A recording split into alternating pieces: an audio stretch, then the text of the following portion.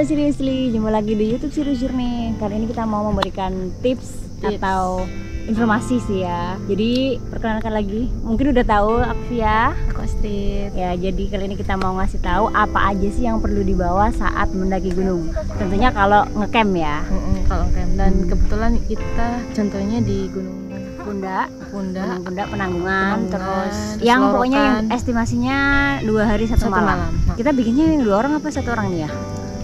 Per 2 orang aja. Per 2 orang aja ya. Jadi idealnya paling enak idealnya mendaki ini adalah 2 orang, jangan sampai sendiri kalau bisa, agar lebih safety ya dan bisa saling menjaga gitu. Nah, kira-kira apa aja nih yang perlu kita bawa kalau misalnya kita mau mendaki gunung dengan camping 1 malam? Yang pertama adalah nasi. Makanan kita ya. Iya, makanan kebutuhan makanan kita. Biasanya kalau kita ke gunung bawanya beras pasti. Beras itu biasanya 3 cup ya. Biasanya kita 2 kali masak. Biasanya untuk malam hari sama siang besoknya, mau turun ataupun pas pagi hari. Iya, Jadi beras 3 cup. Terus kita bawa telur wajib.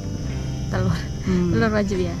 Bawa telur itu kita bawanya jatahnya per orang 2, jadi paling itu terserah juga sih sesuai selera ya. Kalau kita biasanya per orang 2, jadinya kita bawa 4, kadang juga 6, tergantung mau bikin apa.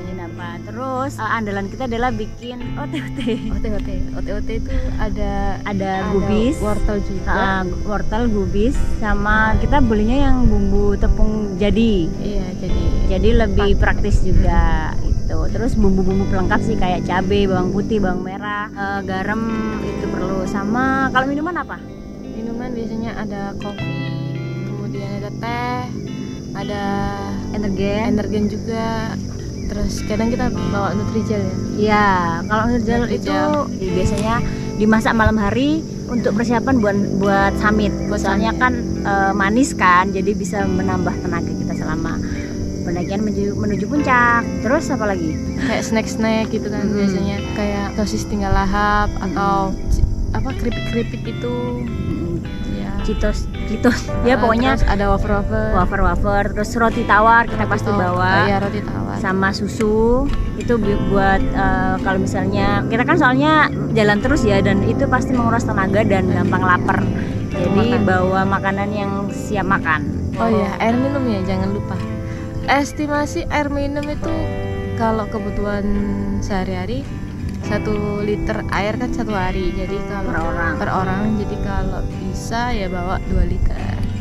Tapi itu tergantung juga ada sumber air atau enggak di gunungnya. Jadi kita harus cek jalur pendakian ini ada sumber air atau enggak. Kalau misalnya ada sumber air, kita cukup bawa buat air minum kita, dan yang untuk masak kita bisa ambil di sumber air buat masak. Soalnya kan kita buat masak nasi, buat bikin minuman, dan mungkin bikin Nutrijel itu tadi. Logistik udah. Terus sekarang kebutuhan lainnya seperti ya tenda ya pastinya, tenda, terus sleeping bag, kemudian jaket, obat-obatan pribadi. Terus kita sering bawa ini juga, telon minyak lah. Kadang kan mungkin kita ngerasa capek atau masuk angin, jadi kita bawa minyak kayu putih ataupun flosa.